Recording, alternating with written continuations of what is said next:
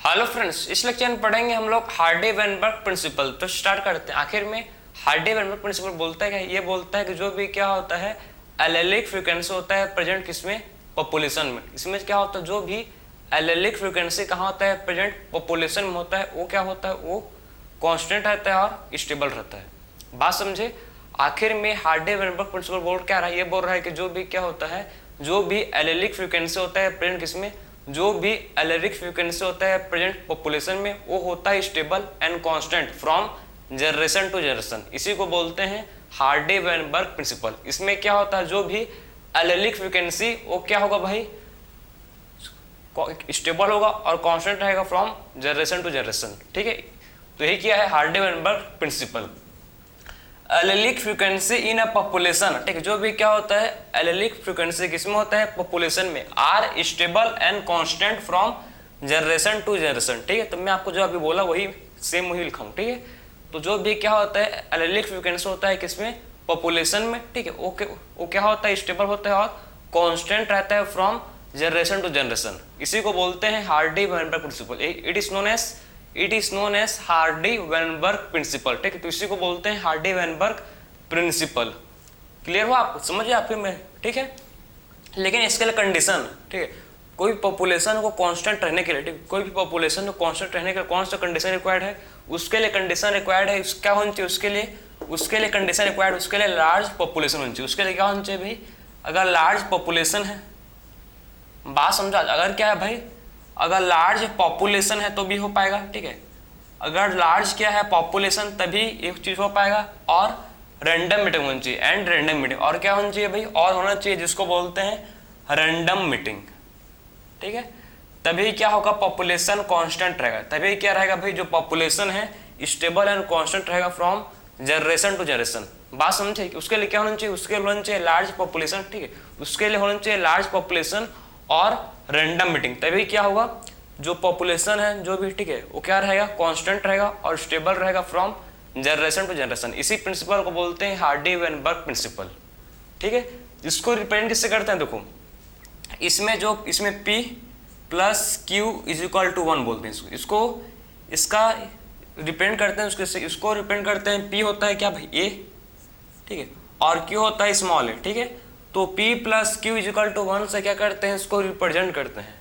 ठीक है, P plus 1, ठीक है, P plus Q is equal to 1 से क्या करते हैं, इसको रिप्रेजेंट करते हैं। बात समझे। तो हम लोग लिख सकते हैं, देखो P स्क्वायर, इसको P स्क्वायर प्लस, ठीक है, 2PQ, P square plus 2PQ plus Q square is equal to 1। ये इसका क्या है भाई, इक्वेशन है। इसको आपको भी मत भूलना है कि आखिर में हार्डी-वेनबर्ग का ये इक्वेशन है। जब P square plus 2PQ plus Q square equal to 1, तभी क्या होता है, हार्डी-वेनबर्ग प्रिंसिपल लगेगा। ठीक है, तो हार्डी-वेनबर्ग प्रिंसिपल में P इक्वल टू, ठीक, P स्क्वायर क्या है, P स्क्वायर मतलब क्या है, A स्क्वायर। ठीक है, तो कैपिटल है, क्लियर है, A स्मॉल है, Q स्क्वायर मतलब क्या है, स्मॉल है, P स्क्वायर मतलब है कैपिटल है, और 2PQ का मतलब क्या है, कैपिटल है स्मॉल है। इसका क्या मतलब है, इसका मतलब है कैपिटल है और स्मॉल है। ठीक है, तो इसका क्या मीनिंग है, इसका मीनिंग है कैपिटल है एंड स्मॉल है। ठीक है, 2PQ का क्या मीनिंग है, इसका मीनिंग है कैपिटल है और स्मॉल है। बात समझे। तो P square is equal to capital है, ठीक है, Q square is equal to small है, और 2PQ is equal to capital है और स्मॉल है। ठीक है, बात समझिए आपको। ठीक है, तो P स्क्वायर प्लस 2PQ, ठीक, 2PQ plus Q square equal to 1। ये कब आएगा आपको, जब कब मिलेगा आपको, जब क्या करोगे आप P प्लस Q स्क्वायर का होल, ठीक है, होल स्क्वायर करोगे तब आपको ये मिलेगा। बात समझिए, आप कब मिलेगा, जब P प्लस Q का होल स्क्वायर करोगे। ठीक, आप कुछ मैथ्स तो आपको आता होगा, ठीक है, आई होप आपको आता होगा मैथ्स। तो P प्लस Q स्क्वायर का जब होल स्क्वायर करोगे तो कब मिलता है आपको, P square plus 2PQ plus Q square. ठीक है, इक्वेशन को मत भूलना, जब इक्वेशन होगा, ठीक है, जब इक्वल टू 1 आएगा तभी क्या होगा भाई, आपका हार्डी-वेनबर्ग प्रिंसिपल काम कर रहा है। अगर 1 नहीं आया मतलब आपका इससे मतलब इसमें क्या नहीं हो रहा है, तो हार्डी-वेनबर्ग प्रिंसिपल में इवोल्यूशन नहीं हो रहा है, इसमें इवोल्यूशन नहीं हो रहा। ठीक है, तो इससे क्या नहीं होता, इसमें इवोल्यूशन नॉट अकर, मतलब हार्डी-वेनबर्ग प्रिंसिपल बोल क्या रहा है कि इसमें क्या नहीं होता, इसमें इवोल्यूशन नहीं होता। ठीक है, तो इवोल्यूशन नॉट अकर, बात समझे, इसमें क्या नहीं हो रहा है भाई, इसमें जो इवोल्यूशन है ये अकर नहीं हो रहा है, ठीक, इसमें क्या नहीं हो रहा है, जो भी इवोल्यूशन है वो अकर नहीं हो रहा है, ठीक है। तो इसमें क्या नहीं हो रहा है, जो भी इवोल्यूशन है वो अकर नहीं हो रहा है, क्लियर है, समझ आपको। तो इसमें क्या नहीं हो रहा है, जो भी इवोल्यूशन है वो अकर नहीं हो रहा है, ठीक है। तो इसमें इवोल्यूशन अकर नहीं हो रहा है, क्लियर है, बात समझे। तो इक्वेशन समझा, P square plus 2pq plus Q square equal to 1, ठीक है। तो ये हम लोग का है क्या, हार्डी-वेनबर्ग प्रिंसिपल। बात समझ है आपको, आखिर में हार्डी-वेनबर्ग, ठीक, हार्डी-वेनबर्ग प्रिंसिपल आखिर में है क्या, ये क्या बोलता है, देखो कि जो भी एलेलिक फ्रीक्वेंसी, ठीक है, जो भी एलेलिक फ्रीक्वेंसी किसमें होता है, पॉपुलेशन में, ठीक है, वो क्या होता है, स्टेबल और कांस्टेंट। क्या होता है भाई, वो होता है स्टेबल एंड कांस्टेंट। स्टेबल और कांस्टेंट रहता है कहाँ से कहाँ, स्टेबल एंड कांस्टेंट होता है फ्रॉम जनरेशन टू जनरेशन, ठीक है। जो कैसा होता है भाई, स्टेबल एंड कांस्टेंट रहता है कहाँ से कहाँ, जनरेशन टू जनरेशन। क्या होता है भाई, वो स्टेबल एंड कांस्टेंट रहता है, ठीक है। इसमें पॉपुलेशन कैसा है, इसमें पॉपुलेशन है लार्ज पॉपुलेशन और कैसा है, रेंडम मीटिंग, ठीक। इसमें पॉपुलेशन कैसे है भाई, इसमें पॉपुलेशन है लार्ज और कैसे है, रेंडम मीटिंग, ठीक है। अब बात करेंगे कौन कौन सा फैक्टर जो इफेक्ट करते हैं किसको, कौन कौन सा फैक्टर जो होते हैं जो अफेक्ट करते हैं हार्डी-वेनबर्ग प्रिंसिपल को, ठीक है। तो अब बात करेंगे फैक्टर अफेक्टिंग हार्डी-वेनबर्ग प्रिंसिपल, ठीक। कौन कौन से फैक्टर जो होते हैं क्या करते हैं, इफेक्ट करते हैं हार्डी-वेनबर्ग प्रिंसिपल को, उसको डिस्कस करेंगे, ठीक है। तो इसको नोट कर लो, फिर 1 बाय 1 फैक्टर डिस्कस करेंगे, ठीक है। तो इसको नोट कर लो भाई, ठीक है, फिर देखते हैं, चलो अब बात करेंगे कौन कौन सा फैक्टर है, ठीक है, अफेक्टिंग हार्डी-वेनबर्ग प्रिंसिपल।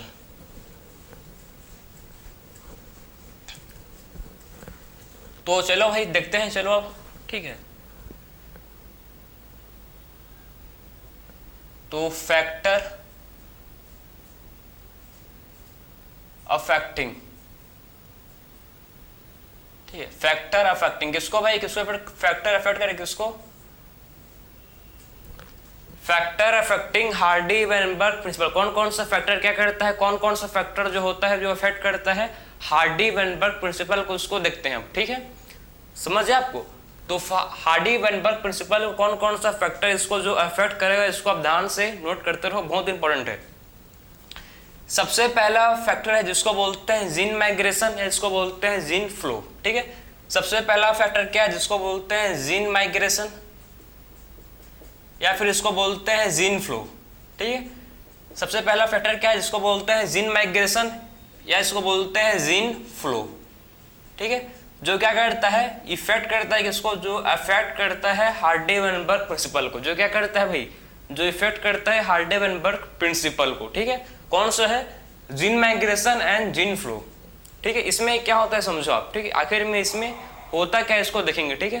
तो इसमें देखो कि एक पॉपुलेशन है, ठीक है, एक पॉपुलेशन है, एक पॉपुलेशन से क्या होता है, कोई पॉपुलेशन, ठीक, इस पॉपुलेशन से कोई भी स्पीसीज या कोई भी स्पीसीज या कोई भी ऑर्गेनिज्म, ठीक है, उड़ के कहाँ जाएगा, ठीक है, मतलब इससे निकल के इसमें जाता है, ठीक है। तो जिससे पॉपुलेशन, जिस पॉपुलेशन से गया, ठीक है, उसको बोलते हैं क्या, इमिग्रेशन, ठीक है, इमाइग्रेशन। जिस पॉपुलेशन से गया, ठीक, उसको बोलते हैं इमाइग्रेशन, क्लियर है। और जहां गया है उसको बोलते हैं इमिग्रेशन, जहां पर गया है, ठीक है, जहां पर गया उसको बोलते हैं इमाइग्रेशन, ठीक है। इमाइग्रेशन और इमिग्रेशन, जहां से गया उसको बोलते हैं इमाइग्रेशन, और जहां पर गया उसको बोलते हैं इमिग्रेशन, इसको बोलते हैं इमिग्रेशन, ठीक है, इसको बोलते हैं इमिग्रेशन, ठीक है। तो जहां पर गया है उस प्लेस को, ठीक, उसको बोलते हैं, ठीक है, क्या बोलेंगे, जहां गया है उसको बोलते हैं, जहां से उठ के गया है उसको बोलते हैं इमाइग्रेशन, और जहां पर गया है उसको बोलते हैं इमिग्रेशन। इसमें पॉपुलेशन इंक्रीज, इसमें क्या हुआ, इसमें देखो, इसमें पॉपुलेशन डिक्रीज हुआ, ठीक है, और इसमें क्या हुआ, इसमें पॉपुलेशन इंक्रीज हुआ। बात समझे, इसमें क्या हुआ, पॉपुलेशन इंक्रीज हुआ, ठीक, और इसमें क्या हुआ, पॉपुलेशन डिक्रीज हुआ, और इसमें क्या हो गया, पॉपुलेशन इंक्रीज हो गया। बात समझे भाई, ठीक है। तो जहां से उठ गया तो उसको बोलते हैं इमाइग्रेशन, ठीक है, और जहां पर गया है उसको बोलते हैं इमिग्रेशन, ठीक है भाई। ये सबसे पहले था हम लोग का जिन माइग्रेशन, या इसको बोलते हैं जिन फ्लो, ठीक है। सबसे पहले क्या है देख चुके हम लोग, जिसको बोलते हैं जिन माइग्रेशन, या फिर इसको बोलते हैं जिन फ्लो, ठीक है। अब बात करेंगे सेकंड फैक्टर जो इफेक्ट करता है किसको, हार्डी-वेनबर्ग प्रिंसिपल को। सेकंड फैक्टर क्या है, जिसको बोलते हैं जेनेटिक ड्रिफ्ट। सेकंड फैक्टर को बोलते हैं क्या, जेनेटिक ड्रिफ्ट। तो आखिर में जेनेटिक ड्रिफ्ट क्या होता है, इसमें देखो जेनेटिक ड्रिफ्ट क्या होता है, इसमें रैंडम लॉस होते हैं। इसमें क्या होता है देखो, जेनेटिक ड्रिफ्ट में आपको समझना है कि इसमें होते हैं रैंडम लॉस, रैंडम क्या हो रहा है, रैंडम लॉस हो रहे हैं, ठीक है। तो इसमें क्या होता है देखो, जेनेटिक ड्रिफ्ट में क्या होता है, इसमें होते हैं रैंडम, ठीक है, रैंडम लॉस होते हैं इसमें, ठीक है। तो इसमें क्या हो रहा है, इसमें रैंडम क्या हो रहा है, इसमें रैंडम लॉस हो रहा है। बात समझ, इसमें क्या हो रहा है, रैंडम लॉस हो रहा है। भाई क्यों हो रहा है, क्योंकि इसमें पॉपुलेशन एक ठीक है, क्योंकि इसमें एक पॉपुलेशन, ठीक है, क्या है, ग्रुप ऑफ पॉपुलेशन है, उससे कोई स्पीसीज निकल के कहीं और जा रहा है, कोई भी ऑर्गेनिज्म निकल के दूसरे यहाँ जा रहा है, ठीक है, और वहाँ पॉपुलेशन इंक्रीज हो रहा है, ठीक। तो इससे क्या होता है भाई, इसमें होता है रैंडम लॉस। इसमें क्या होता है, इसमें होता है रैंडम लॉस।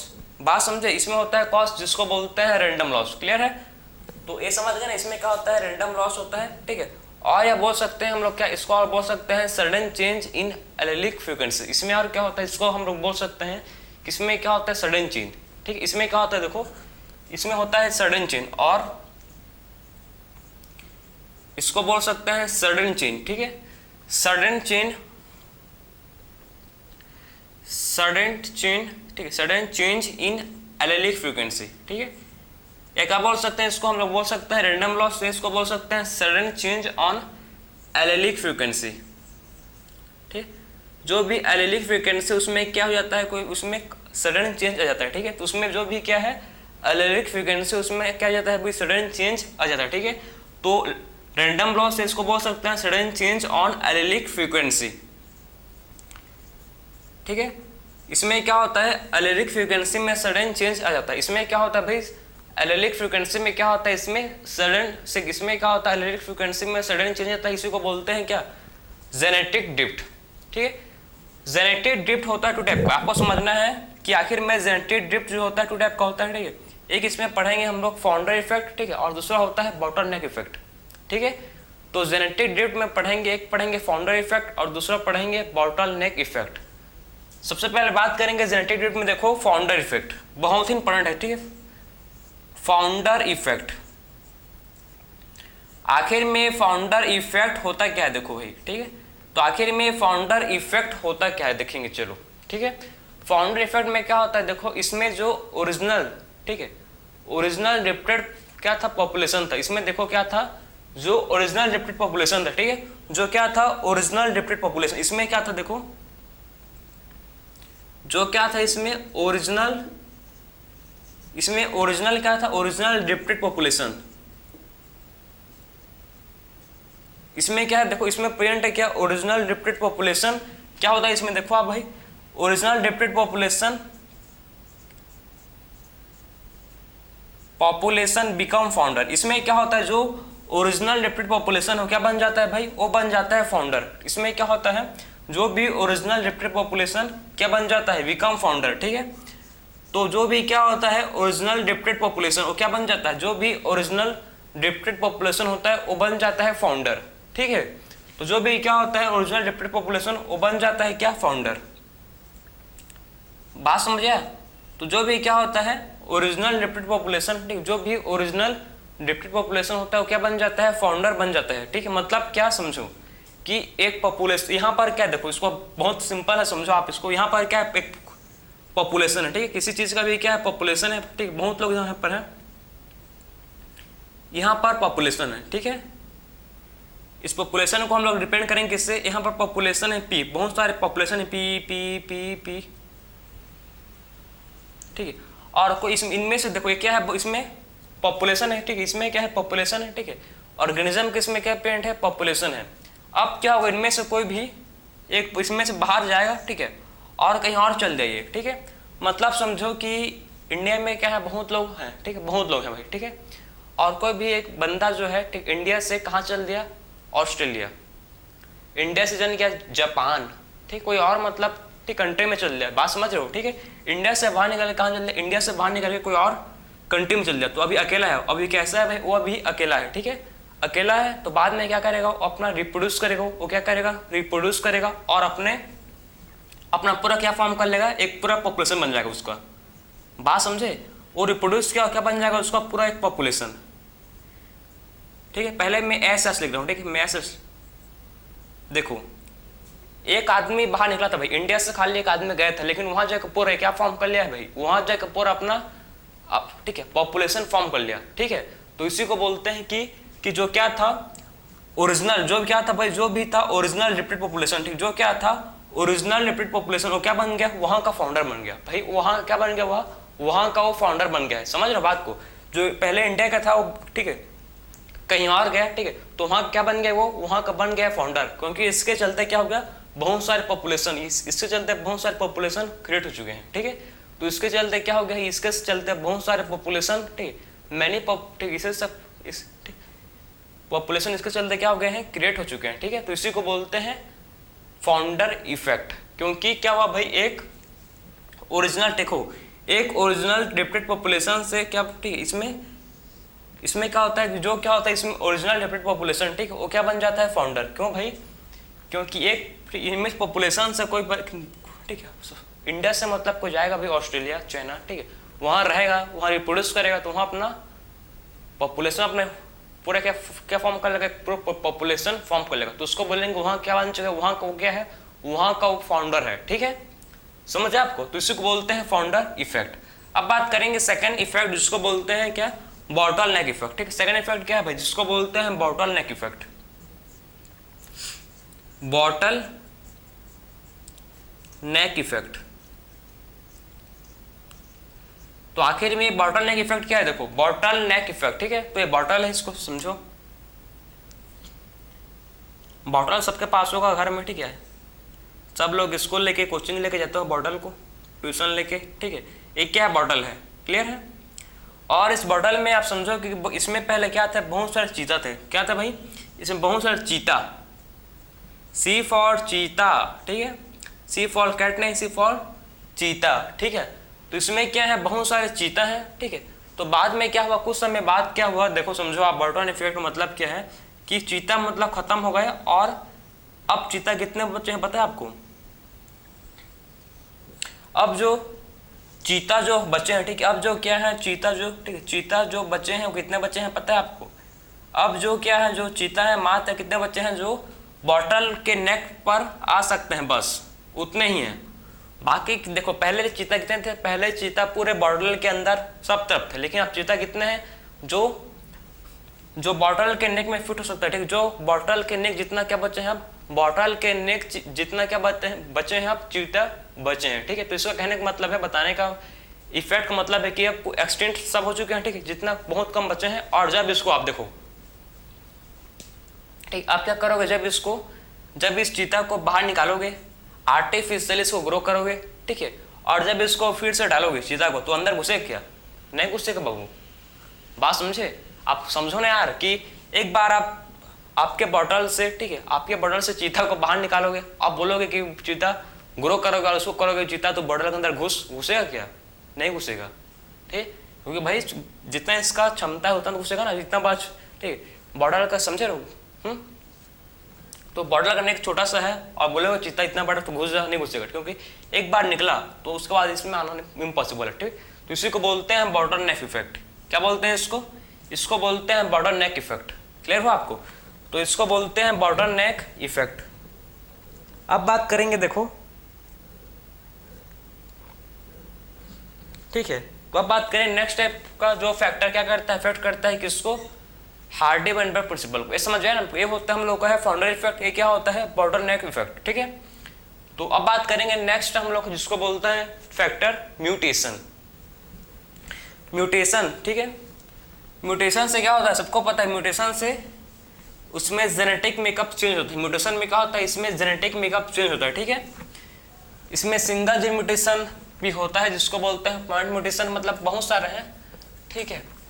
तो म्यूटेशन भी क्या करता है, म्यूटेशन होगा तो इससे क्या होगा भाई, म्यूटेशन होगा तो ये भी फैक्टर को, ठीक, हार्डी-वेनबर्ग प्रिंसिपल को इफेक्ट करेगा। म्यूटेशन होगा तो चेंज आएगा, वेरिएशन आता है, पता नहीं म्यूटेशन से क्या आता है, म्यूटेशन से वेरिएशन आता है, क्लियर है। तो नेक्स्ट फैक्टर है थर्ड, जिसको बोलते हैं म्यूटेशन।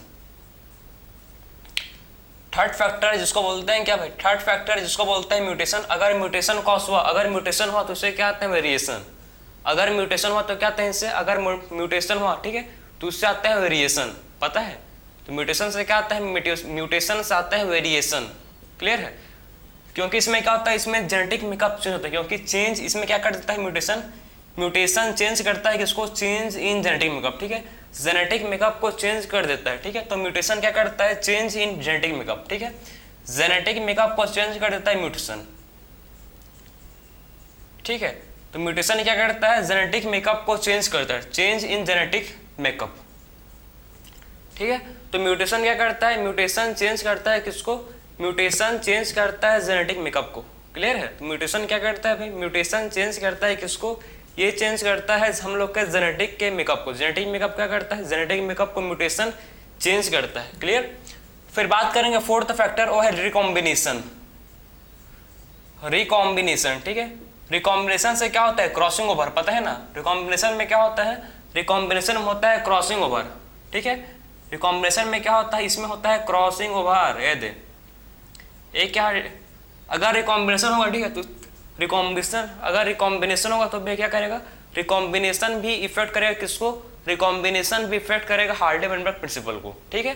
तो रिकॉम्बिनेशन क्या करता है भाई, रिकॉम्बिनेशन इफेक्ट करेगा किसको, रिकॉम्बिनेशन इफेक्ट करेगा हार्डी-वेनबर्ग प्रिंसिपल को, क्लियर। तो रिकॉम्बिनेशन से भी क्या होता है, जो हार्डी-वेनबर्ग प्रिंसिपल है इफेक्ट होगा, ठीक है। तो रिकॉम्बिनेशन से भी क्या होगा, रिकॉम्बिनेशन से भी हार्डी-वेनबर्ग प्रिंसिपल इससे भी इफेक्ट होगा। अब है लास्ट हम लोग का फिफ्थ पॉइंट, जिसको बोलते हैं नेचुरल सिलेक्शन, ठीक है, ठीक है। आप क्या है भाई, जिसको बोलते हैं क्या, नेचुरल सिलेक्शन। तो नेचुरल सिलेक्शन है क्या, देखो नेचुरल सिलेक्शन बहुत सिंपल है, जो डार्विन ने बताया था, ठीक है। तो नेचुरल सिलेक्शन में होता क्या है, देखो अगर क्या हुआ समझो, अगर इनहेरिटेबल, अगर हेरिटेबल, ठीक है, अगर हेरिटेबल वेरिएशन हुआ, ठीक, अगर क्या हुआ भाई, अगर हेरिटेबल वेरिएशन हुआ, अगर क्या हुआ, हेरिटेबल वेरिएशन हुआ, ठीक है। बात को आप समझो कि अगर क्या हुआ भाई, नेचुरल सिलेक्शन में अगर क्या हुआ, हेरिटेबल वेरिएशन, अगर हेरिटेबल वेरिएशन है हुआ, ठीक है, अगर क्या हुआ हेरिटेबल वेरिएशन, तो इससे क्या होगा, इससे बेटर सर्वाइवल, इससे क्या होगा भाई, हेरिटेबल वेरिएशन है तो इससे बेटर सर्वाइवल होगा, ठीक है। इससे क्या होगा भाई, हेरिटेबल वेरिएशन है तो इससे क्या होगा, बेटर सर्वाइवल होगा इससे, ठीक है। सर्वाइवल, अगर बेटर सर्वाइवल है तो क्या कर सकते हैं भाई, इससे मोर, इससे क्या होगा, मोर प्रोजेनी प्रोड्यूस, इससे क्या होगा भाई, मोर प्रोजेनी रिप्रोड्यूस, इससे क्या होगा, मोर प्रोजेनी रिप्रोड्यूस होंगे, इससे क्या होंगे, मोर प्रोजेनी, ठीक है, इससे क्या हो सकते हैं, मोर प्रोजेनी रिप्रोड्यूस हो सकते हैं, ठीक है, बात समझे।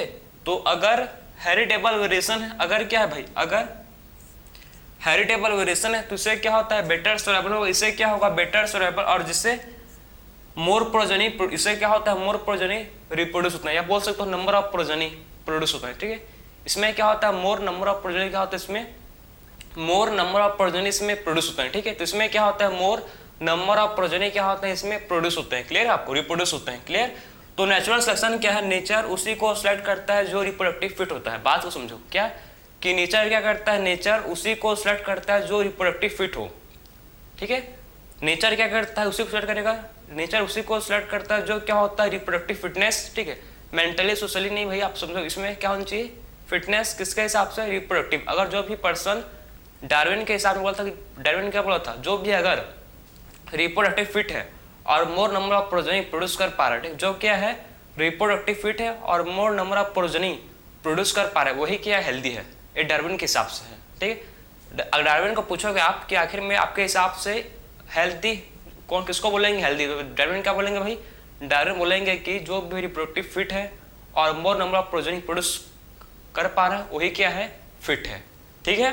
तो समझ जाए ना आपको, आखिर में नेचुरल सिलेक्शन क्या होता है, ये होता है हेरिटेबल, ठीक है। नेचुरल सिलेक्शन कैसा होता है, हेरिटेबल, इसमें अगर हेरिटेबल वेरिएशन है तो इससे क्या होगा, बेटर सर्वाइवल, और इससे क्या होंगे, मोर नंबर ऑफ प्रोजेनी, इससे क्या होंगे, मोर नंबर ऑफ प्रोजेनी से प्रोड्यूस होंगे, ठीक है। तो इससे क्या होंगे, मोर नंबर ऑफ प्रोजेनी, इससे मोर नंबर ऑफ प्रोजेनी क्या होंगे भाई, मोर नंबर ऑफ प्रोजेनी इससे रिप्रोड्यूस होंगे, ठीक, इससे क्या होंगे, मोर नंबर ऑफ प्रोजेनी इससे रिप्रोड्यूस होंगे, इसी को बोलता है नेचुरल सिलेक्शन। हम लोग पढ़ेंगे नेचुरल सिलेक्शन, देखो 3 टाइप का है, ठीक, आपके स्टडी में मेंशन है, तो पढ़ेंगे नेचुरल सिलेक्शन 3 टाइप का कौन कौन सा। एक हम लोग सबसे पहले बात करेंगे नेचुरल सिलेक्शन जो हम लोग का है स्टेबलाइजिंग, स्टेबलाइजिंग, ठीक है। तो आखिर में स्टेबलाइजिंग क्या है, देखो सबसे पहले बात करेंगे नेचुरल सिलेक्शन जो कि क्या है, जिसको बोलते हैं स्टेबलाइजिंग, ठीक है। तो स्टेबलाइजिंग क्या है। सेकंड बात करेंगे वो है डायरेक्शनल,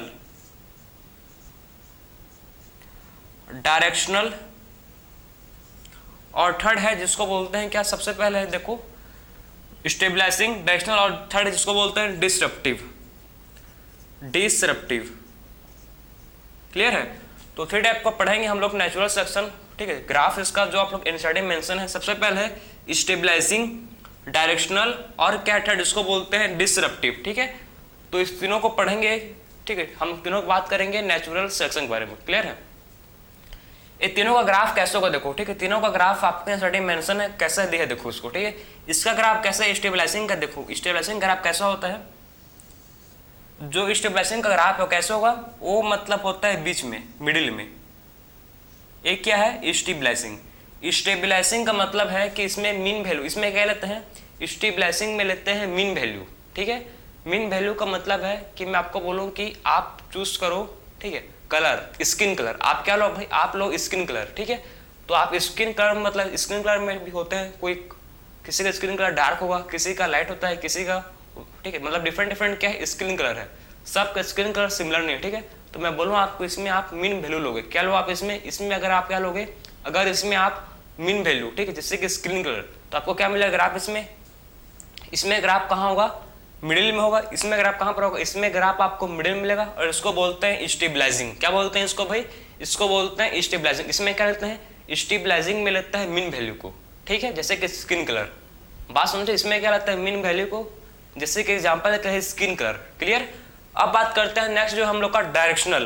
तो आखिर में डायरेक्शनल में इसका ग्राफ कैसा होता है देखो, ठीक है। तो बात करूं मैं डायरेक्शनल, तो इसका ग्राफ कैसा होता है। सो डायरेक्शनल का ग्राफ कैसा होता है देखो, इसका ग्राफ होता है जो वन साइड, ठीक। इसका ग्राफ कैसा होता है, एक साइड होगा, ठीक है। बात समझे, इसका ग्राफ क्या होगा, एक मतलब वन साइड होगा, क्योंकि आपने इसमें क्या लिया है, क्योंकि आपने खाली इसमें स्किन कलर में खाली डार्क कलर को चूज किया है। बात समझे, इसमें आपने क्या किया, इसमें आपने स्किन कलर में खाली डार्क कलर को चुना है, ओनली डार्क कलर को आप चुना है। तो आपको क्या मिलेगा इसमें एक, ठीक है, एक वन साइड, आपको क्या मिलेगा, आपको इसमें वन साइडेड ग्राफ मिलेगा। ग्राफ एक साइड में होगा, ठीक है। इसी को बोलते हैं डायरेक्शनल, क्योंकि आपने एक प्रॉपर वैल्यू को चूज किया, ठीक है, फिक्स नंबर बोल सकते हो, ठीक है, फिक्स कैरेक्टर को, जिसको बोलते हैं डार्क स्किन कलर। आपने क्या चूज किया, तो आपने एक प्रॉपर चूज कर लिया, ठीक है, तो इसको बोलते हैं डार्क स्किन कलर। तो ग्राफ आपको कैसे मिलेगा, आपको ग्राफ इसमें वन साइडेड मिलेगा, ठीक। इसमें क्या मिलेगा आपको ग्राफ, इसमें आपको ग्राफ मिलेगा वन साइडेड ग्राफ, ठीक है। जो एक साइड क्या होगा, जो एक साइड क्या होगा ग्राफ प्रेजेंट होगा, ठीक। इसमें आपको ग्राफ वन साइडेड ग्राफ इसमें मिलेगा आपको, ठीक है। तो इसमें ग्राफ कैसे मिलेगा, वन साइडेड ग्राफ इसमें देखने को मिलेगा। फिर बात करेंगे आप लोग डिस्ट्रप्टिव, ठीक है। तो इसका ग्राफ कैसा होगा देखो, तो डिस्ट्रप्टिव का ग्राफ कैसा होता है, इसका ग्राफ, इसके क्या होता है टू पिक, इसके क्या होता है, इसके आपको दो पिक मिलेंगे, इसके आपको टू पिक मिलेंगे। आखिर में टू पिक क्यों मिलेंगे, क्योंकि आपने इसमें क्या चूज किया है, आपने डार्क स्किन कलर और लाइट स्किन कलर दोनों आपने चूज किया। इसमें क्या चूज किया आपने, इसमें आपने डार्क स्किन कलर और आपने इसमें लाइट स्किन कलर दोनों कैरेक्टर को इसमें आपने चूज किया, उसीलिए आपको इसका मिलेंगे ग्राफ, उसीलिए आपको इसमें टू पिक मिलेंगे, ठीक है। क्या मिलेंगे इसमें आपको टू पिक, ठीक। इसी को बोलते हैं डिसरप्टिव। तो नेचुरल सिलेक्शन समझे, 3 टाइप का पढ़े हम लोग। सबसे पहले है स्टेबलाइजिंग। स्टेबलाइजिंग का मतलब है आपने इसमें क्या चूज किया है, मीन वैल्यू। आपने इसमें क्या लिया है, स्टेबलाइजिंग में आपने चूज किया मीन वैल्यू को, ठीक है। इसी को बोलते हैं स्टेबलाइजिंग। इसमें ग्राफ आपको मिडिल मिलेगा, ठीक है। अगर आपने एक प्रॉपर कैरेक्टर को चूज किया, skin colour, dark skin colour, ठीक है, तो आपको ग्राफ कहाँ मिलेगा, वन साइड मिलेगा, ठीक है। इसी को बोलते हैं डायरेक्शनल।